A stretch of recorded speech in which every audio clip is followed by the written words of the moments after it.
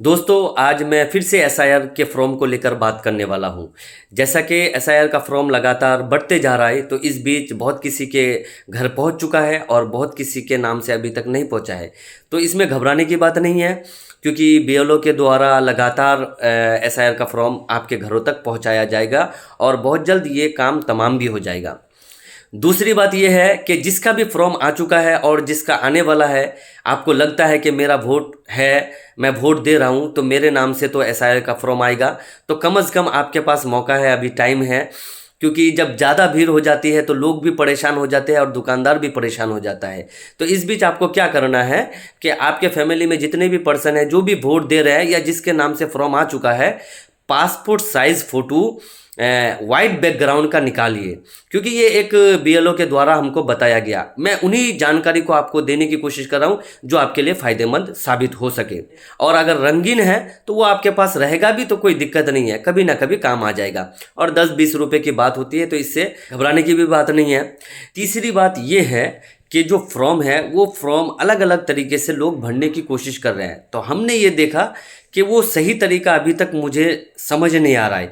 तो मैं नहीं चाहता हूं कि आपको मैं गुमराही में रखूं, जिसकी वजह से मैं आपको यही सलाह दूंगा कि आप अपने बीएलओ और साथ ही साथ आपके इलाकिन के जो पढ़े लिखे लोग हैं, पढ़े लिखे नौजवान हैं, उनकी मदद लेने की कोशिश करें और उनको भी ट्रोचन ना करें। क्योंकि आपका काम क्या, सबका काम होने वाला है। थोड़ा सा धीरज रहना है, काम सबका होगा। क्योंकि ये सोशल मीडिया है, किसी चीज़ को अगर दिखा देंगे तो वो लगातार परेशान हो जाएगा कि मैंने ये गलत कर दिया उसके दिखावे पे।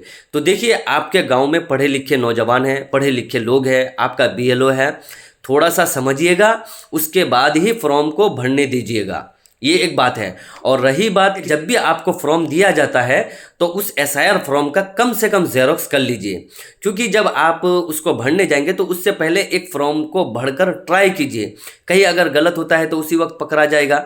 और अगर आप ओरिजिनल वाले में लगातार गलत करते हैं तो क्या होगा कि जब बीएलओ जमा करने आएगा तो उसके ऊपर एक स्कैन है, वो स्कैन के बारे में बताया गया कि वो उसी को स्कैन करके ही जमा लेगा। अगर आप जेरक्स वाले को जमा करेंगे फॉर्म भरकर, तो क्या हो सकता है कि अगर स्कैन ना आए तो वो शायद जमा नहीं लेगा। ये अभी पता चला।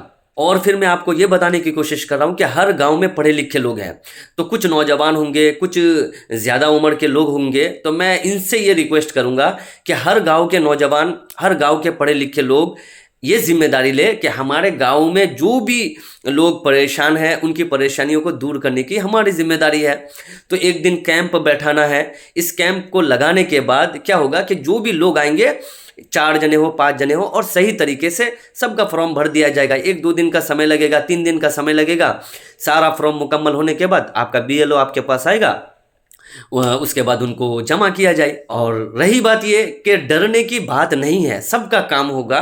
खुशहाल रहिए, अपनी जो जिम्मेदारी है, आपका जो डॉक्यूमेंट्स है वो आप अपने पास रखिए। और साथ ही साथ जब एक दूसरे का हेल्प करते रहेंगे तो इससे लोगों को भी सुविधा मिलेगा और अपने दिल को भी खुशी मिलेगी कि चलो जो जिम्मेदारी है वो तो निभाना ही होगा, कभी ना कभी तो जिम्मेदारी निभाना होगा। तो मैं अपनी बात यही ख़त्म करता हूँ। जय हिंद, शुक्रिया दोस्तों। वीडियो अच्छा लगे तो आगे तक शेयर कीजिएगा।